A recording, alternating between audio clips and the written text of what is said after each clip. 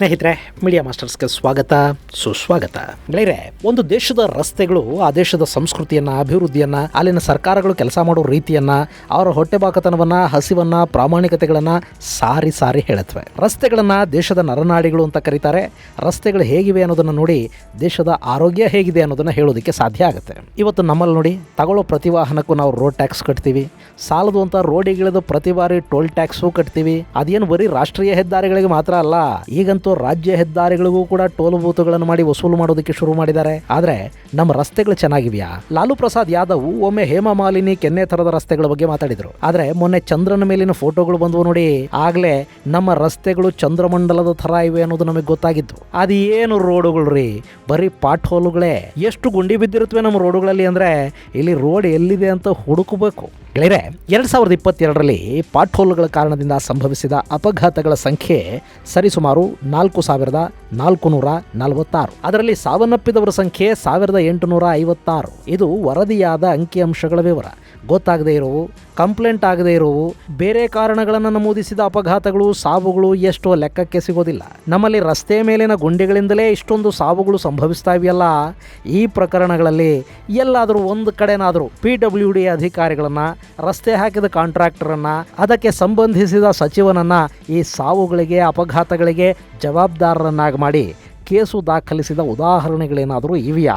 ಈ ಬಗ್ಗೆ ಅಕಸ್ಮಾತ್ ನಿಮಗೇನಾದರೂ ಮಾಹಿತಿ ಇದ್ರೆ ದಯವಿಟ್ಟು ಕಾಮೆಂಟ್ ಬಾಕ್ಸ್ ಅಲ್ಲಿ ತಿಳಿಸಿ. ನಮ್ಮಲ್ಲಿ ಹೇಗೆ ಅಂದ್ರೆ, ರೋಡ್ ಹಾಕುವಾಗಲೇ ಕಳಪೆ ಕಾಮಗಾರಿ, ₹100 ಬಜೆಟ್ ಅಲ್ಲಿ 40% ಕಮಿಷನ್ನು, ಕಾಂಟ್ರಾಕ್ಟರ್ನ ಲಾಭ, ಇದೆಲ್ಲ ಇಟ್ಕೊಂಡು ರಸ್ತೆಯ ಕಾಮಗಾರಿಯನ್ನು ಮಾಡಬೇಕು ಕಣ್ರಿ. ಇನ್ನೇನು ಕ್ವಾಲಿಟಿ ನಿರೀಕ್ಷೆ ಮಾಡೋದಕ್ಕೆ ಸಾಧ್ಯ ಆಗುತ್ತೆ ಹೇಳಿ? ಇದೆಲ್ಲವನ್ನ ನೋಡಿ ನೋಡಿ ಬೇಜಾರಾಗಿರೋ ನಮಗೆ ಈಗ ಕೇಂದ್ರದ ಹೆದ್ದಾರಿ ಸಚಿವ ನಿತಿನ್ ಗಡ್ಕರಿ ಒಂದು ಹೊಸ ಆಸೆ ಬೇರೆ ಹುಟ್ಟಿಸ್ತಾ ಇದ್ದಾರೆ. ಅದೇನು ಅಂದ್ರೆ, ಇನ್ನು ಮೇಲೆ ಭಾರತದ ಹೆದ್ದಾರಿಗಳಲ್ಲಿ ಗುಂಡಿ ರಸ್ತೆಯ ಸಮಸ್ಯೆ ಇರೋದಿಲ್ವಂತೆ. ಅಕಸ್ಮಾತ್ ವಾಹನಗಳು ಓಡಾಡಿ ಅಥವಾ ಮಳೆ ಬಂದು ಇನ್ಯಾವುದೋ ಕಾರಣಕ್ಕೆ ರಸ್ತೆಯಲ್ಲಿ ಗುಂಡಿ ಬಿದ್ದರೂ ಕೂಡ ಯಾರೋ ಬಂದು ಅದನ್ನು ಮುಚ್ಚಲಿ ಅಂತ ರಸ್ತೆ ಕಾಯೋದಕ್ಕೆ ಹೋಗೋದಿಲ್ಲ. ಅದು ತನ್ನ ಗುಂಡಿಗಳನ್ನು ತಾನೇ ಮುಚ್ಕೊಂಡು ಬಿಡುತ್ತೆ. ಸೆಲ್ಫ್ ಹೀಲಿಂಗು ಅಂಥ ರಸ್ತೆಗಳನ್ನ ಇನ್ನು ಮುಂದೆ ಭಾರತದಲ್ಲಿ ನಿರ್ಮಾಣ ಮಾಡ್ತಾರಂತೆ. ಅಲ್ಲ, ರಸ್ತೆಗೆ ತನ್ನನ್ನು ತಾನು ಸರಿಪಡಿಸ್ಕೊಳ್ಳೋದಕ್ಕೆ ಸಾಧ್ಯ ಆಗುತ್ತಾ? ಎಂಥ ತಂತ್ರಜ್ಞಾನ ಇದು? ಅಥವಾ ಯಥಾ ಪ್ರಕಾರ ಚುನಾವಣೆ ಸಮಯ ನೋಡಿ ಮತದಾರರ ಕಿವಿ ಮೇಲೆ ಮತ್ತೆ ಲಾಲ್ಬಾಗ್ ಗೆಲುವಾಗಿ ಇಡ್ತಾ ಇದ್ದಾರಾ? ಬನ್ನಿ ನೋಡೋಣ.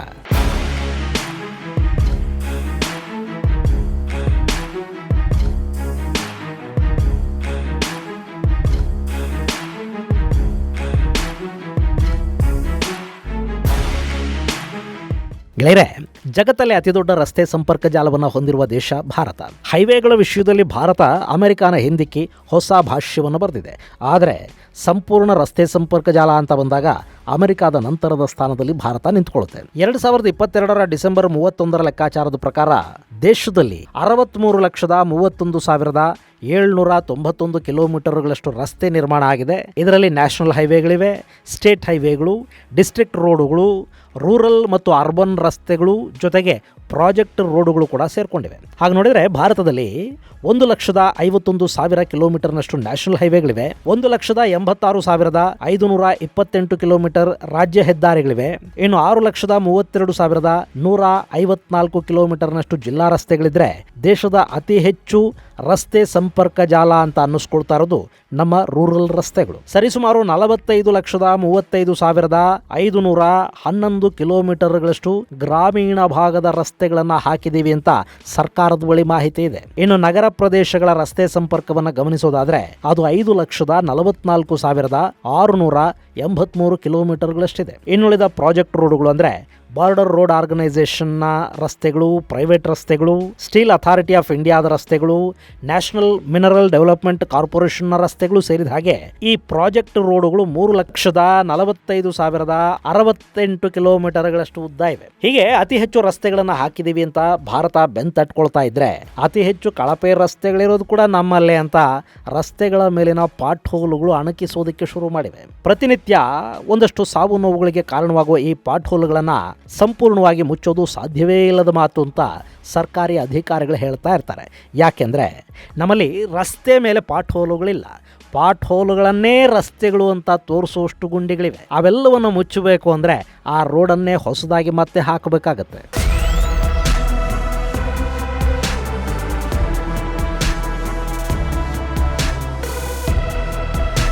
ಗೆಳೆಯರೆ, ಈ ಪಾಟ್ ಹೋಲ್ಗಳಿಗೆ ತಾತ್ಕಾಲಿಕ ಪರಿಹಾರವನ್ನು ಮಾಡಿಕೊಳ್ಳೋದು ಒಳ್ಳೆಯದು ಕೂಡ ಅಲ್ಲ. ಅದಕ್ಕೊಂದು ಶಾಶ್ವತ ಪರಿಹಾರ ಕಂಡುಹಿಡಿಯಬೇಕು ಅಂದ್ಕೊಂಡಾಗ ನಮ್ಮ ಸಾರಿಗೆ ಸಚಿವ ಗಡ್ಕರಿ ಅವರಿಗೆ ಈ ಸೆಲ್ಫ್ ಹೀಲಿಂಗ್ ರೋಡ್ ಮೆಟೀರಿಯಲ್ ಕಣ್ಣಿಗೆ ಬಿತ್ತಂತೆ. ಈಗಾಗಲೇ ಈ ರೀತಿಯ ಮೆಟೀರಿಯಲ್ ಅನ್ನ ಬಹುತೇಕ ಮುಂದುವರಿದ ದೇಶಗಳು ಬಳಸ್ತಾ ಇವೆ. ಈ ರಸ್ತೆಗಳು ಸರಿಸುಮಾರು 80 ವರ್ಷಗಳ ಕಾಲ ಬಾಳಿಕೆ ಬರುತ್ತವೆ ಅಂತ ಬೇರೆ ಹೇಳಲಾಗ್ತಾ ಇದೆ. ಹಾಗಂತ ಇದಕ್ಕೇನು ದೊಡ್ಡ ತಂತ್ರಜ್ಞಾನವನ್ನೇನು ಬಳಸುವುದಿಲ್ಲ. ಬದಲಾಗಿ ಇಲ್ಲಿ ಜಲ್ಲಿ, ಮರಳು, ಟಾರ್ನ ಜೊತೆ ಒಂದಷ್ಟು ಸ್ಟೀಲ್ ಫೈಬರ್ಸ್ ಹಾಗೂ ಬಿಟುಮನ್ ಅನ್ನ ಬಳಸಲಾಗುತ್ತೆ. ಇಲ್ಲಿ ಸ್ಟೀಲ್ ಫೈಬರ್ಸ್ ಅಂದ್ರೆ ನೀವು ಸ್ಟೀಲ್ ಊಲ್ ಅನ್ನ ನೋಡಿರ್ತೀರಲ್ವಾ, ಸಣ್ಣ ಸಣ್ಣ ದಾರದ ಹಾಗೆ ಕಾಣುವ ಕಬ್ಬಿಣದ ತಂತಿಗಳು. ಅವುಗಳನ್ನ ಬಿಟುಮನ್ ಜೊತೆ ಮಿಕ್ಸ್ ಮಾಡಲಾಗುತ್ತೆ. ಈ ಬಿಟುಮನ್ ನಮಗೆ ನೈಸರ್ಗಿಕವಾಗಿ ಸಿಗುತ್ತೆ, ಹಾಗೆ ಪೆಟ್ರೋಲಿಯಂನ ಬೈ ಪ್ರಾಡಕ್ಟ್ ಆಗಿ ಕೂಡ ಸಿಗುತ್ತೆ. ಇದು ಬಿಸಿಲಿಗೆ ಕರಗುವ ಗುಣವನ್ನ ಹೊಂದಿರುತ್ತೆ.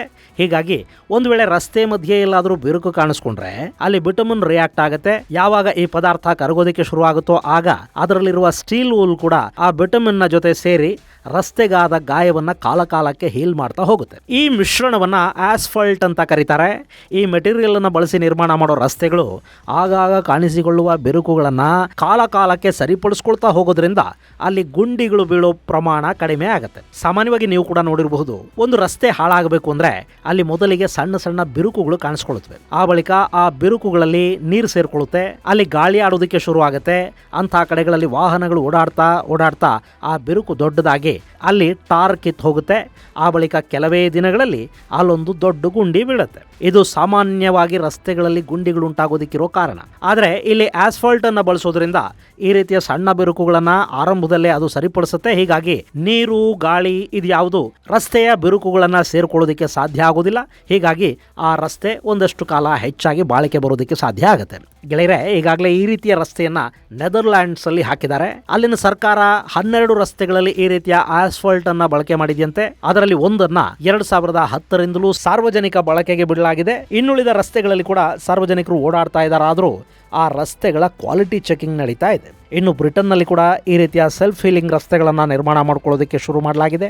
ಇದೊಂದು ರೀತಿ ರಸ್ತೆ ಸಾರಿಗೆಯನ್ನು ಅತಿ ಹೆಚ್ಚಾಗಿ ಅವಲಂಬಿಸಿರುವ ದೇಶಗಳಿಗೆ ಒಂದು ಹಂತದಲ್ಲಿ ವರದಾನವಾಗಿ ಕಂಡುಬರುತ್ತೆ ಅಂತ ಹೇಳ್ತಾ ಇದ್ದಾರೆ. ಇನ್ನು ಇದರ ವೆಚ್ಚ, ಇಲ್ಲಿ ಬಿಟುಮನ್ ಮತ್ತು ಸ್ಟೀಲ್ ಊಲ್ ಹೆಚ್ಚಿನ ಪ್ರಮಾಣದಲ್ಲಿ ಬಳಸೋದ್ರಿಂದ ರಸ್ತೆ ನಿರ್ಮಾಣದ ವೆಚ್ಚ ಒಂದು ಸ್ವಲ್ಪ ಹೆಚ್ಚಾಗಬಹುದು. ಆದರೆ ಭಾರತದಲ್ಲಿ ರಸ್ತೆ ರಿಪೇರಿಗೆ ಅಂತಲೇ ಪ್ರತಿ ವರ್ಷ ಸರಿಸುಮಾರು 2,500 ಕೋಟಿಯಷ್ಟು ಹಣವನ್ನ ಖರ್ಚು ಮಾಡಲಾಗ್ತಾ ಇದೆ. ಹೀಗಿರುವಾಗ ಒಮ್ಮೆ ಸ್ವಲ್ಪ ಹೆಚ್ಚು ಹಣವನ್ನ ಖರ್ಚು ಮಾಡಿ ಸುಮಾರು 80 ವರ್ಷಗಳ ಕಾಲ ಈ ರಸ್ತೆಗಳು ಬಾಳಿಕೆ ಬರೋ ಹಾಗಾದ್ರೆ ಅದನ್ನ ಯಾಕೆ ಮಾಡಬಾರದು? ಸೊ ಈಗಾಗಲೇ ಭಾರತ ಸರ್ಕಾರ ಈ ರೀತಿಯ ರಸ್ತೆಗಳನ್ನ ನಿರ್ಮಾಣ ಮಾಡೋದಕ್ಕೆ ಒಂದಷ್ಟು ಯೋಜನೆಯನ್ನು ಹಾಕೊಂಡಿದೆ. ಅಲ್ಲದೆ ಪರೀಕ್ಷಾರ್ಥವಾಗಿ ರಸ್ತೆ ನಿರ್ಮಿಸಿ ಆ ಬಳಿಕ ಸಂಪೂರ್ಣವಾಗಿ ಈ ತಂತ್ರಜ್ಞಾನವನ್ನ ಅಳವಡಿಸಿಕೊಳ್ಳುವ ಮಾತುಗಳು ಕೂಡ ಕೇಳಿ ಬರ್ತಾ ಇವೆ. ಒಟ್ಟಲ್ಲಿ ಭಾರತದ ರಸ್ತೆಗಳ ಗುಣಮಟ್ಟ ಮುಂದಿನ ದಿನಗಳಲ್ಲಿ ಸ್ವಲ್ಪ ಮಟ್ಟಿಗೆ ಹೆಚ್ಚಾಗಬಹುದು ಅನ್ನೋ ನಿರೀಕ್ಷೆಗೆ ಇದು ಕಾರಣ ಆಗ್ತಾ ಇದೆ.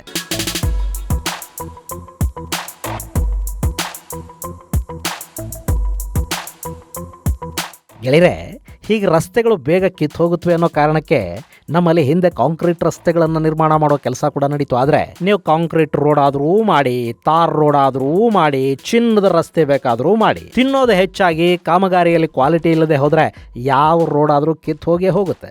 ಕಾಂಕ್ರೀಟ್ ರೋಡ್ ಅಂತ ಮಾಡಿ ಅದರಲ್ಲಿ ಸಿಮೆಂಟ್ ಕಡಿಮೆ ಹಾಕಿ ಉಸುಕು ಮಣ್ಣು ಹೆಚ್ಚು ಮಿಕ್ಸ್ ಮಾಡಿದರೆ ರೋಡ್ ಎಲ್ಲಿ ಉಳಿಯುತ್ತೆ ಹೇಳಿ? ಈಗ ಕೂಡ ಅಷ್ಟೇನೆ ಹೊಸ ತಂತ್ರಜ್ಞಾನದ ಬಗ್ಗೆ ಹೇಳ್ತಾ ಇದ್ದಾರೆ.